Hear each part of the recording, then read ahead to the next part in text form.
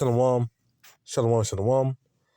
Cause your praise and glorification to YAHAWAH, BAHASHAM, YAHAWASHI, BAHASHAM, QADASH, BARAK YAHAWAH, BARAK YAHAWASHI, call HALAHYAM, YAHAWAH, BAHASHAM, YAHAWASHI, BAHASHAM, QADASH.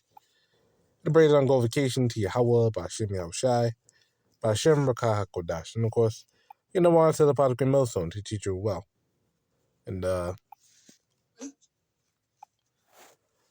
doing basically an add-on to that Apostle Kabar's lesson. The two examples of scripture that show the vital importance of the original tongue, you know. And he basically going into Habakkuk 2 and 6. I watched that far anyway. When we went to Habakkuk 2 and 6, and how America basically folds itself, really covers itself in debt. You know. Let me get right here. Habakkuk 2 and 6. Shall not all these take up a parable against him, and a taunting proverb against him, and say, woe to him, the increase of that which is not his, and this land, this world, really not his. It don't belong to him. He has stole it, man. You know? He's a conqueror, man. A thief. No, we're taking proverbs against him. We're telling him of his destruction, man. We're telling him of his downfall. No? And these Christians, again, they don't know anything about this. They don't know about this. You know? They don't know about it because, let me tell you something, Babylon, ancient Babylon anyway, they didn't conquer all nations. They didn't conquer Egypt. They didn't conquer Persia, Medes, Persians and the Medes. They didn't conquer them. They didn't conquer the Greeks, the Minoans, the what's it called? Mycenaeans and the Minoans. They didn't conquer them either. No, most of the Hamite nations, they didn't conquer them. You know? Let me actually pull up a map real quick. Ancient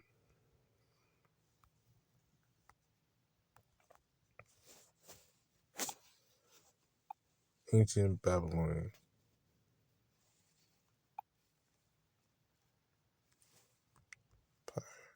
map. Oh, Salakia, they did conquer Egypt. Okay, Salakia, they did conquer Egypt, but they didn't conquer the Medes or the Persians. They didn't conquer Greece, no, or the people living over there in Greece. No, they didn't conquer that area, no. Nor did they actually conquer the regions down south. No, Saudi Arabia, they didn't conquer down there either. So they didn't conquer all nations, you know. Here's a good map. So Salakia, they did conquer Egypt, but they didn't conquer down there in Saudi Arabia, nor did they really conquer fully the Medes or the Persians, you know. They're the ones that came against the Babylonians in a sneak attack, you know, and overtaking them in the middle of the night, you know. Nor did they conquer the Greeks, so they didn't conquer all nations. So this is not talking about ancient Babylon, you know. So going back over here, Habakkuk 2 and 6. Woe to him that increases that which is not his, how long? And to him that lays himself with thick clay. Now you go over here. Proof another thing too, he didn't cover himself with thick clay either, ancient Babylon. No? But it says himself with thick clay. Where it says weight of pledges, heavy debts. And that's what America's in, man. You know, the other apostle went into the debt clock. And I believe it's like $38 trillion in debt right now. $38 trillion. You know? And I looked this up as well. You know? Because we are also in debt too. You know? We ourselves, because since the nation that we live in is in debt, we as citizens of the nation are also in debt. You know, because we had to pay the bills too. You know, we had to pay for the national bills too, because we get taxed too. You know? Here it is. Yes, the American people have a responsibility to pay the national debt. National debt is the amount of money the federal government has borrowed to cover expenses that exceed revenue. The government borrows money by selling securities such as treasury bonds, bills, and notes. The government uses the money for programs and services and then pays back the loan with interest. You know? How does the national debt affect Americans? Economic growth. A high national debt can lead to reduce economic growth. High national debt can lead to higher taxes. A higher national debt can lead to higher inflation. So by and large, you are paying for the things you owe to the government. Since the government's in debt, you are in debt. It's all connected. And right now they're in $38 trillion in debt. Let me look this up. U.S. debt clock. In real time. It's go over here.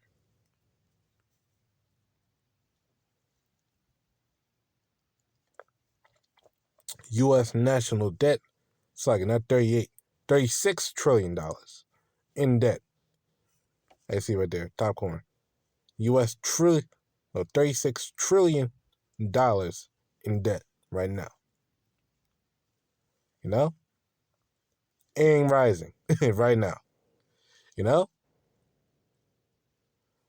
it said debt per citizen right here. Well, $106,000, and debt per taxpayer is $323,000. And this is the revenue over here, $5 trillion. So they're way behind, man. They way behind, man. Now you're looking at all these other things over here as well.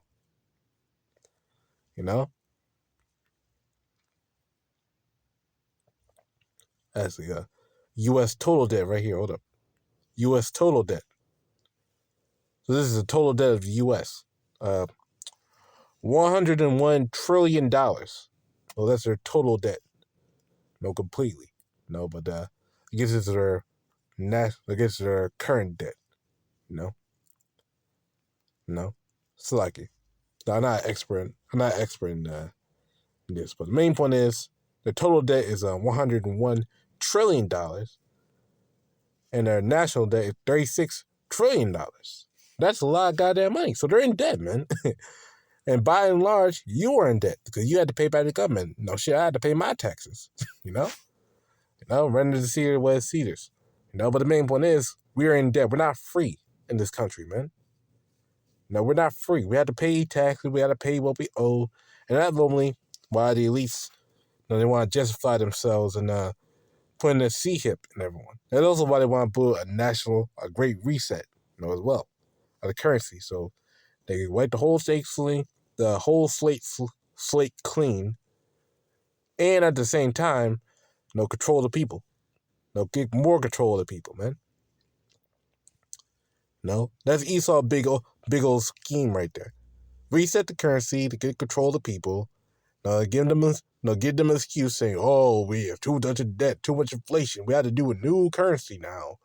And everyone got to get on board, right? Like right now, the UK is trying to instill a digital currency. All the main countries, really, all the big countries are trying to instill a CBDC. And now nations and the BRICS nations. That's what they're trying to do. De-dollarize, man. Demonetize the dollar, man. Devalue the dollar. That's what they're doing. To all instill what? The MOTB. That only got to be a final seal, nail in the coffin, that you are a slave, to this system. So this is Revelation 13:16. This is another scripture that you need to go into the Greek to understand. Because again, you can't go off the English. The English is a very bastardized language. It's a very bastardized language, man. The English tongue. Shit, there's even in the Bible, in the scriptures, in Acts 12, there's Easter in the Bible. And that's a mistranslation, man. It should be the Passover, the Pesach, but they translated it as Easter, a pagan holiday, man. That shows another thing. That shows that we can't go off the English language. English language. It's like, because this language is full of shit, really. You can't correspond to Hebrew with the English, man. It don't add up.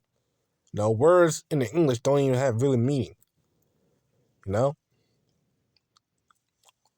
No, really don't even have that strongness. No, because in the Paleo Hebrew, we know what a word means. There's a word for everything, man. You know? Like, for instance, read. What does read mean? You know? Or red. No, that's another thing, too. You say the same word in two different ways. Read, red. You know? No, race. Mm-mm. Tie. Line. Mm-mm. Revelation 13 and 16. Straight. You know? Again, this English language is a bastardized language. It means 50,000 things. No, this, no. But yeah, the English is easy to understand, man. You know, these dudes are based in understanding, man. Revelation 13:16. And he calls up all, both small and great, rich and poor, free and bond, to receive an MRK in their right hand or in their foreheads. No? So we cause them to receive a mark. Now, this, in context, it's talking about America, no, in context. No? Pushing the image of the beast. No, the image of the beast is talking about the NWO. No, and the beast with the lamb with two horns, speaking of the dragon, and talk about America. No, just to give a brief overview. But the main point is they're trying to instill the MOTB by physical force, and not spiritual in any way. No, not talking about you got you got to commit sin now to buy and sell. No, you know this dude Trump, which we believe anyway, is this dude anyway. Got to bring in the MOTB. No, in World War III. No, this dude, Donald J. Trump. He ain't got to talk about sin. People don't even know what the hell sin is. You know? You know? People don't even know what the hell sin is. You gotta bring in the MOTB system. And guess who we got on the side? Elon Musk. Literally, it's on the side, man. No? And not only Elon Musk, I believe another one, Dr. Oz, as well, pushing the MOTB system. But the word for mark right there is the word garagma, a stamp, an imprinted mark. The mark branded upon horses. A stamp and etching, a scratch. So, yes, it's a physical thing put upon you, man. And to finish it off, verse 17, and that no man might buy or sell, save he to add the MRK or the name of the beast or the number of his name. So, you're not going to be able to buy, sell, purchase anything unless you have the MOTB in you. You know? Which is not proof we're not talking about sin, because if we're just talking about sin, anything, any type of sin at all, then damn. You know? How you gonna keep track? How I gotta keep track, you know? But I believe named Dr. Oz. Dr. Oz. Microchip. Boop, boop, boop. Dr. Oz microchip. Okay. See if it comes up in videos. Dr. Oz. Okay. Scientists have developed microchip that detects cancer within weeks. I saw an article. Well, I may be able to find it. Of, I believe, the elder from North Carolina posted the article about it. So bear with me for just 1 second. Oh yeah, the wildfires are still going on. I believe it's in like San Francisco now. The wildfires anyway. Scrolling down over here. Here it is. Okay. Trump names Dr. Oz as head of Medicare. Oz said RFI DC hip is next big thing in healthcare. Let me see if I can find the article exactly.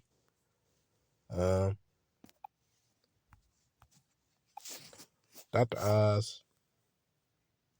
Well, you already got the proof right there. No, but I didn't want to go even further.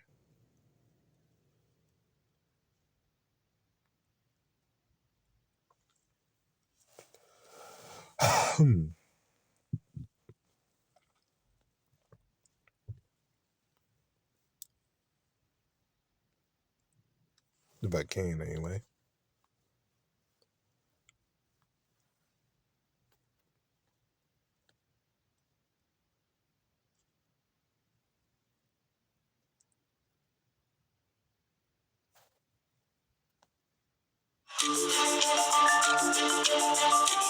Several medical experts that we spoke to said that they were alarmed by Dr. Oz's nomination. As many of you know, he's graced our television sets for many years. It's what forskolin does to your belly fat. Whoa! But what the doctor is coming under fire for is sometimes promoting supplements or other treatments without scientific evidence, critics allege. I don't get why you need to say this stuff because you know it's not true. Dr. Oz also has a history of promoting things that he has a financial stake in. Last October, Dr. Oz was named a global advisor and stakeholder to iHerb, which is a supplement and e-commerce company. Since then, about 40% of his TikToks have been promoting products from iHerb. Okay, not giving me what I want. So I give for that. But the main point is he promoting that shit, regardless. But anywho, the main point is, that's the main point, really. They at least want to put a MMOTB in you, Why? Because only they consider you as property, You're indebted to them. And let me get to the last one, I'll close out. I mean, like Proverbs chapter 26. It's a like it for that, I look for it. But I couldn't find it.